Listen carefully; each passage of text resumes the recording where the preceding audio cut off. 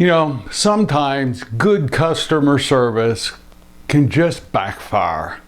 My name's Mark Helm. I'm the author of Creating Wealth Through Self-Storage, and I'm the creator of the Self-Storage Quick Start Academy. And I support people who are getting in the self-storage business, and I support people who want to grow their self-storage business, strategically do so in a way that creates true wealth and a fulfilling career.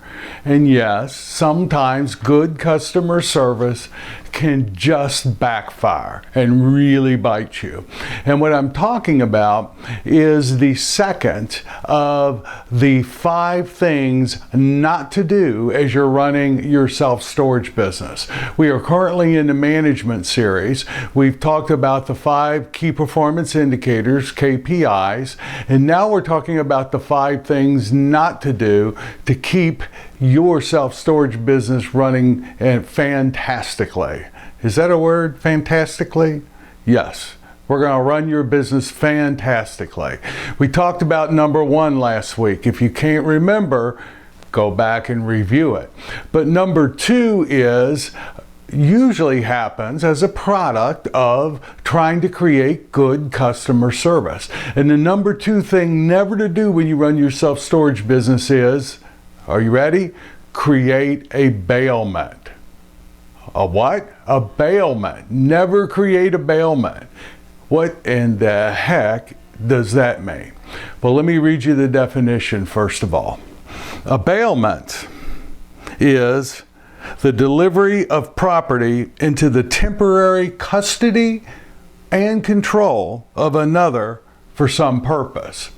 You know, there's a reason why we don't call it mini storage. We call it self-storage. Why? Because it's the customer that has control of their goods the entire time. That's one of the reasons why it's so critical when you do the auction to follow those lien laws to the letter.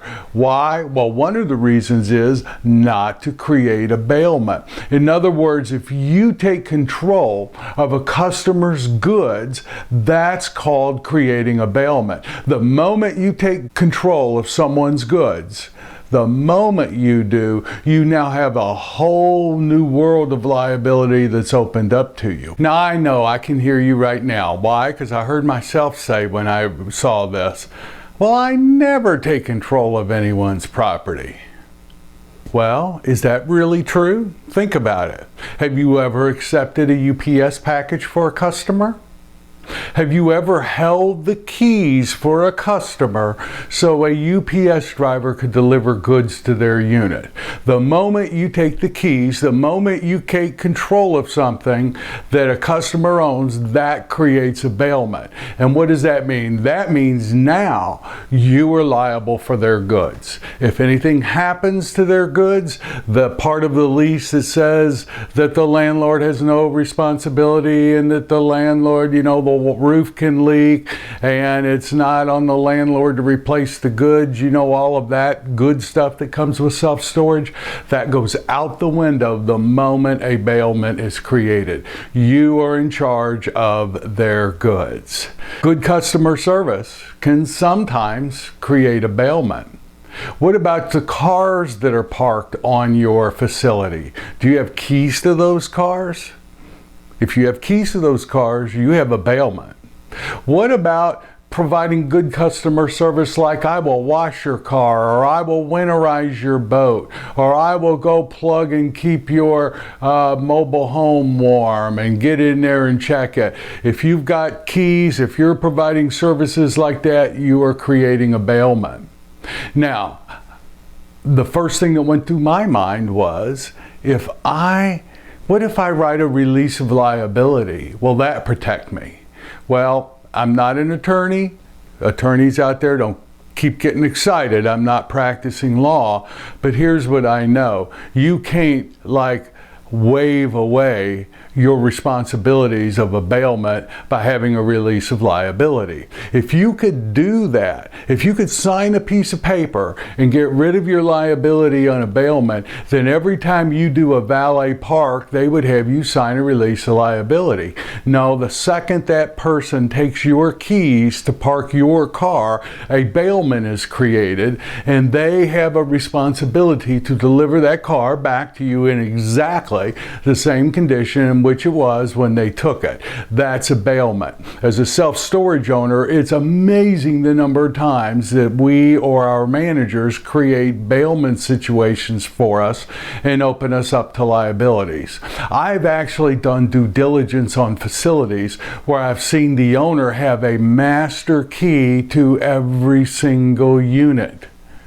That landlord now has a bailment on every single customer, with every single customer that's in their self-storage facility. So the number 2 mistake that self-storage owners do that can really bite them is to create a bailment. Never create a bailment. How do you create a bailment? By taking control of their property. Never have anyone's keys.